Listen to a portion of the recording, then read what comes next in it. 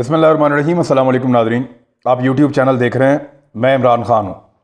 अभी जब मैं ये वीडियो रिकॉर्ड कर रहा हूँ उस वक्त इंतखाबात में जो बाइडन आगे चल रहा है, लेकिन आने वाले नताइज में जो अहम तरीन रियासतें हैं Georgia, Michigan, Nevada, north Carolina और पेंसिल्वेनिया और विस्कोसन, यहाँ से डोनाल्ड ट्रंप निस्बतन ज़्यादा सीटें जीत जाएगा, ज़्यादा उनके इलेक्टर्स जीत जाएंगे।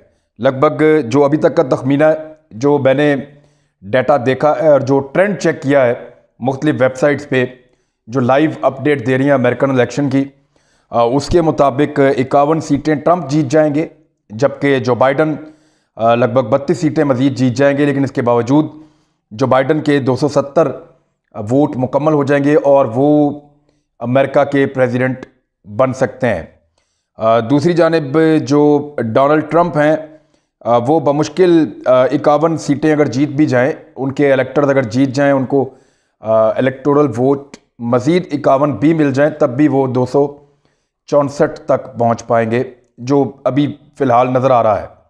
लेकिन कोई भी अपसेट हो सकता है और कुछ जगहों से अभी इतलात आना बाकी हैं। बहुत मुमकिन है कि कोई शिफ्ट ऐसा आए कि डोनाल्ड ट्रंप जो हैं वो ये इलेक्शन जीत जाए। इलेक्शन बहुत क्लोज है, लेकिन अभी तक की इतलात के मुताबिक जो बाइडन इस इलेक्शन को जीत रहा है। जो बाइडन का ताल्लुक है डेमोक्रेट से और डोनाल्ड ट्रंप का ताल्लुक है रिपब्लिकन से। इनका इंतखाबी निशान डोनाल्ड ट्रंप का हाथी और डेमोक्रेट्स का गधा है। गधे को अमेरिका में समझदारी की, अक्लमंदी की अलामत समझा जाता है और वो एक बेहतरीन जानवर के तौर पे उसको देखते हैं। तो डेमोक्रेट्स ने अपना इंतखाबी निशान, यहाँ पे तो गधा कहते हैं बेवकूफ़ को, लेकिन वहाँ पे गधा एक दानिश्वर को कहते हैं, लिहाजा वहाँ जो है वो उनका इंतखाबी निशान जो है वो गधा है। अब डोनाल्ड ट्रंप के 4 साल कैसे रहे, अगर इस पर हम बात करें, या पाकिस्तान के लिए जो बाइडन बेहतर होगा या डोनाल्ड ट्रंप, तो इसका बड़ी गहराई से मुताला करने के बाद मैंने कुछ फैक्ट्स एंड फिगर्स इकट्ठे किए हैं, वो मैं आपके सामने शेयर कर देता हूँ। नंबर 1 तो याद रखिएगा कि डोनाल्ड ट्रंप का बैकग्राउंड था, रेसलिंग की दुनिया से ये मकबूल हुआ था, या ये एक मीडिया का एक पर्सन था और मीडिया की दुनिया से मकबूलियत इसने हासिल की थी।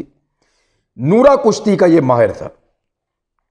आपने WWF देखी हो, आपने रेसलमेनिया देखी हो, आपने और रेसलिंग की बहुत सारी फेडरेशंस हैं उनको देखा हो, तो उनके अंदर जो रेसलिंग होती है, बड़े बड़े रेसलर्स, हल्क होगन, जायंट, और उसमें कर्ट एंगल, और उसमें बेशुमार और बड़े बड़े वॉरियर, बड़े बड़े रेसलर्स हैं जिनको मैं देखता था। अभी आजकल जॉन सेना बड़ा इसमें मशहूर है, स्टिंग एक बड़ा ज़बरदस्त करैक्टर था, तो वो सारे मुझे अभी भी याद है, बड़े ज़बरदस्त।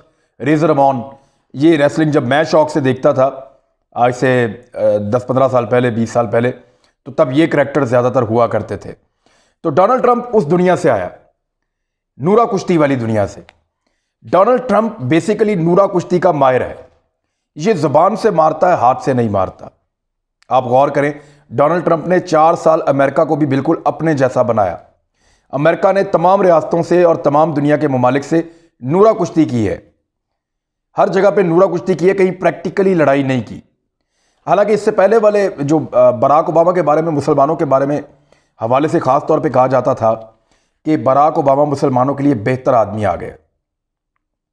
कई लोगों ने उम्मीद बांधी कि ये क्योंकि इनके फोर फादर जो है वो मुसलमान थे, बराक हुसैन ओबामा पूरा नाम बताया, और मुसलमानों ने वोट भी किया और ये कहा गया कि बराक ओबामा एक ज़बरदस्त आदमी है। लेकिन उसके दौर में मुसलमानों को बहुत मार पड़ी, बहुत सारी नई जंगें छिड़ी, बहुत सारे नए बहास हुए। इवन पाकिस्तान के लिए बुरा ये हुआ कि इन्होंने उसामा बिन लादेन का जो एक पाकिस्तान के अंदर ऑपरेशन किया, पाकिस्तान को बताए बगैर, और पाकिस्तान पे एतबार भी नहीं किया, और बड़ा उस ऑपरेशन के अंदर पाकिस्तान को बड़ी सुबकी हुई थी और उसकी एक इंक्वायरी भी हुई थी बाद में। तो बराक ओबामा ने दुनिया में लड़ाई को बढ़ाया, कम नहीं किया। मुसलमान मुल्कों में ज़्यादा तबाही हुई उनके दौर में, नए महाज खोले गए। उससे पहले आप जॉर्ज बुश जूनियर जो हैं, उनका 2 अदवार है, उसमें आप अफ़गानिस्तान की, इराक़ की, दीगर मिडल ईस्ट के ममालिक की हालत देख लें तो आपको पता चलेगा कि उन्होंने मुसलमानों पे एक यलगार की और बड़ी ख़तरनाक जंगें छेड़ी। उससे पहले आप बिल क्लिंटन के दौर में चले जाएं तो वो भी कोई मुसलमानों के लिए अच्छा दौर नहीं था, और वहाँ उस दौर में उन्होंने बुनियाद रखी मुसलमानों के ख़िलाफ़ नए प्रोपेगेंडा की। ख़ास तौर पे जब पाकिस्तान और भारत के दरमियान कारगिल का एक मार्का हुआ, जिसमें पाकिस्तान कश्मीर को हासिल करने के लिए भारत को गर्दन से दबोच चुका था, तो फिर बिल क्लिंटन ने मुदाखलत करके भारत को सपोर्ट किया और पाकिस्तानी वज़ीर-ए-आज़म नवाज शरीफ साहब ने घुटने टेक दिए और पाकिस्तान एक बहुत बड़ी जो कामयाबी पाकिस्तान ने मैदान जंग में हासिल की थी, उससे पाकिस्तान पीछे हट गया और पाकिस्तान को उसका बहुत नुकसान हुआ। ये बिल क्लिंटन था। अगर आप लगातार पीछे देखें तो डेमोक्रेट्स के अदवार में जब डेमोक्रेट्स आते हैं तो पाकिस्तान के लिए अच्छा नहीं होता, यानी बराक ओबामा, क्लिंटन या दीगर डेमोक्रेट्स, तो पाकिस्तानी शुरू से जो है वो सपोर्ट करते रहे हैं रिपब्लिकन्स को। और रिपब्लिकन्स के अंदर ये जो रिपब्लिकन आया डोनाल्ड ट्रंप, इसने किसी किस्म की नई लड़ाई नहीं छेड़ी दुनिया में। यानी आप ये देखें, पिछले 4 साल में अमेरिका किसी नई लड़ाई के अंदर कूदा नहीं। अमेरिका ने किसी नई जंग का आगाज़ नहीं किया। अमेरिका चीन को मुंह से तो बुरा भला कहता रहा, 3-4 दफ़ा साउथ चाइना सी में भी गया, अपने जहाज़ भेजे, बुलाए, लेकिन लड़ाई नहीं की। ईरान के ऊपर बहुत ज़्यादा एलिगेशंस लगाए, हमला नहीं किया। मिडिल ईस्ट के अंदर कोई नई जंग नहीं छेड़ी, किसी नए मुल्क के ऊपर हमला करके उसको तबाह नहीं किया, बल्कि अपनी फोर्सेस को डोनाल्ड ट्रंप ने बतदरीज मुख्तलिफ इलाकों से निकालना शुरू किया। अमेरिका के इंटरनल मामलात के अंदर ज़्यादा फोकस किया डोनाल्ड ट्रंप ने।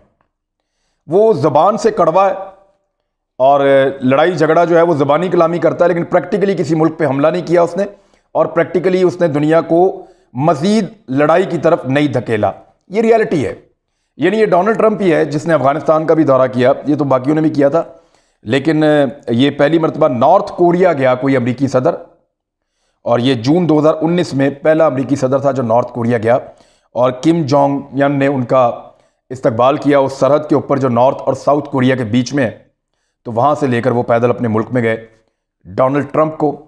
तो डोनाल्ड ट्रंप ने जो एक लड़ाई की कैफियत बनी हुई थी नॉर्थ कोरिया और अमेरिका के बीच में, अमेरिका को ख़तरा था नॉर्थ कोरिया के मिसाइलों से कि ये हमारे बहरी बेड़े को किसी वक्त भी तबाह कर सकते हैं। नॉर्थ कोरिया को लगता था अमेरिका उनके लिए एक बहुत बड़ा ख़तरा है, वो भी हर वक्त तैयार रहते थे। तो उस बर्फ़ को पिघलाया डोनाल्ड ट्रंप ने।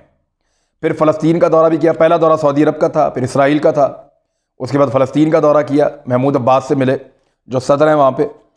जापान का दौरा भी इन्होंने किया। हिरोशिमा नागासाकी के बाद जो पहला आदमी उस इलाके में गया वो यादगार के ऊपर बराक ओबामा था। बाद में डोनाल्ड ट्रंप ने जापान के साथ ताल्लुकात अच्छे किए, पुरानी बुरी याददाश्तों को भुलाते हुए, और जापानियों के साथ एक नया ग्रुप बनाया क्वाड के नाम से, जिसमें इंडिया है, जापान है, ऑस्ट्रेलिया है और अमेरिका है। और ये ज़्यादातर मुश्तरका बिजनेस और मुश्तरका फ़ौजी मशक़ें और इन चीज़ों के ऊपर काम करते हैं। चीन के ख़िलाफ़ इन्होंने बनाया। चीन के ख़िलाफ़ भी अमेरिका प्रैक्टिकली लड़ने के लिए नहीं गया, ज़बानी कलामी लड़ाई करता है। डोनाल्ड ट्रंप ने पिछले 4 साल के अंदर कोई नया महाज खड़ा नहीं किया। और इससे पहले वाले अगर आप सुदूर को देखें, जितने सदर आए हैं, उन्होंने इराक़ का क्या हाल किया, शाम का क्या हाल किया, लीबिया के साथ क्या किया, और सीरिया के साथ क्या, उसमें मिस्र के साथ, मिडल ईस्ट की पूरी सूरत हाल क्या की, ये सब कुछ आपके सामने है। और इस सूरत हाल को देखते हुए आप अंदाज़ा कर सकते हैं कि दुनिया को एक नई जंग की तरफ अमेरिका ने कोशिश की कि ना धकेला जाए और वो उसका हिस्सा ना बने।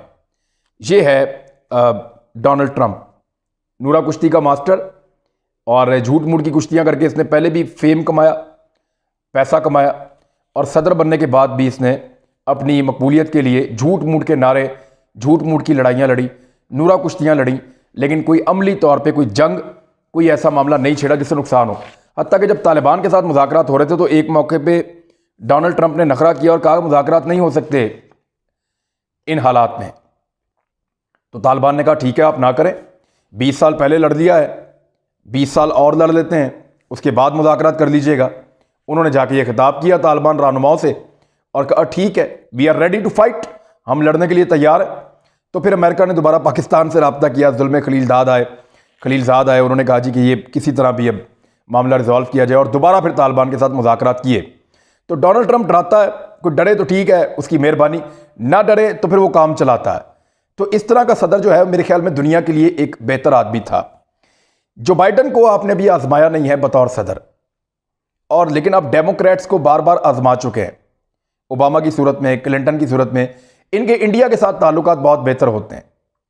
फिर ये डेमोक्रेसी के लिए एक जोर लगाते हैं और मुल्कों के ऊपर दबाव को बढ़ाते हैं और अपने मुतालबात पूरे करवाने के लिए डू मोर का मुतालबा जो डोनाल्ड ट्रंप के दौर में नहीं हुआ पाकिस्तान से, ये लोग ज़्यादा करेंगे। जो बाइडन पाकिस्तान से डू मोर का मुतालबा ज़्यादा करेगा, ज़्यादा शिद्दत के साथ आएगा, दुनिया में नई जंगें छेड़ सकता है। बहुत मुमकिन है कि चीन के साथ जिस लड़ाई से अमेरिका गुरेज कर रहा है, जो बाइडन के आने के बाद वो लड़ाई हो जाए। वो भारत को किसी और तरह इस्तेमाल करने की कोशिश करेगा। और इस वक्त दुनिया एक बहुत इंपॉर्टेंट मरहले में दाखिल हो जाएगी अगर इस मरतबा डोनाल्ड ट्रंप हार जाता है और जो बाइडन आ जाता है। तो पाकिस्तान के लिए सिर्फ मशरकी सरहदों पे एक ख़तरा था डोनाल्ड ट्रंप के रहने की सूरत में, क्योंकि ट्रंप पाकिस्तान और भारत दोनों के साथ ताल्लुकात बना के रखना चाहता है और इनकी आपसी लड़ाई के अंदर सवाए सालसी के और कोई किरदार वो प्ले नहीं करेगा। वो इस लड़ाई में फरीक नहीं बनेगा, भारत के साथ या पाकिस्तान के साथ खड़ा नहीं होगा। ये फैसला हमें खुद करना पड़ेगा। लेकिन जो मगरबी सरहद है जहां पे ईरान है और अफगानिस्तान है, डोनाल्ड ट्रंप की मौजूदगी में वहां पे अमन रहा। लेकिन इस बात के इम्कानात है कि जो बाइडन की आने की सूरत में या डेमोक्रेट्स की हुकूमत बनने की सूरत में मगरबी सरहदों पर तनाव बढ़ेगा, CIA की पॉलिसीज तब्दील होंगी, नूरा कुश्ती से निकलकर वो प्रैक्टिकल लड़ाई की तरफ आएंगे। और अगर प्रैक्टिकल लड़ाई की तरफ ये दुनिया को लेकर जाते हैं, जो उनकी ज़रूरत भी है इस वक्त, क्योंकि चीन अगर पुरअमन तरीके से इस खित्ते में अपना वन बेल्ट और वन रोड का मंसूबा मुकम्मल करता है, तो उसका अमेरिका को बड़े लंबे अरसे तक, हो सकता है आने वाली पूरी एक सदी तक, खुमियाजा भुगतना पड़े एक बहुत बड़े इकोनॉमिक डेंट की सूरत में, माशी लिहाज से या माली लिहाज से एक बहुत बड़े नुकसान की सूरत में अमेरिका को इसका खुमियाजा भुगतना पड़ सकता है अगर चीन बगैर किसी लड़ाई के ये सारा अपना मंसूबा मुकम्मल कर लेता है। तो अब देखना यह है कि जो बाइडन या ट्रंप, मुकाबला बहुत करीब और सख्त है।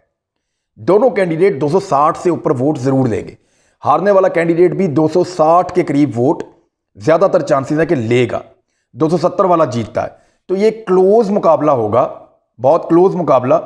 इसके बाद अमेरिका में मुजाहरे भी हो सकते हैं, कुछ सूरत हाल जो है वो गंभीर भी हो सकती है। लेकिन इसके बावजूद मैं ये कहूँगा कि इस क्लोज मुकाबले के बाद अगर ट्रंप जीता तो मेरी नज़र में दुनिया के लिए बेहतर है, हालांकि लोग उससे नफरत करते हैं।